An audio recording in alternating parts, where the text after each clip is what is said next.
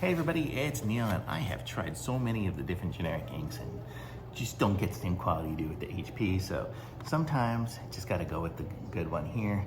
At this particular moment, I needed black and needed consistency for a big printing thing that I'm doing, so I got these. Usually I get the generic, but this time here, I'm gonna just give these ones a go just because I know it needs to be right. So when you know you need it right, go with the real thing. So this one here is the HP67. I think we have a DeskJet something or other. I think it's the 4100E series, but I'm not sure which one. This one works with the 1200, 2700, 2700E, 4100E series, and then the DeskJet Plus, 4100, the HP Envy, and Envy Pro. So this is a 67 XL. So this one's good. This is black. I think my printer does color as well, but just needed the black for a big print job. So thumbs up from me on these. You always end up with the real one when I need to do a big one. So thumbs up. Links in the description. Like this video, subscribe to my channel, and I'll be back with some more reviews soon.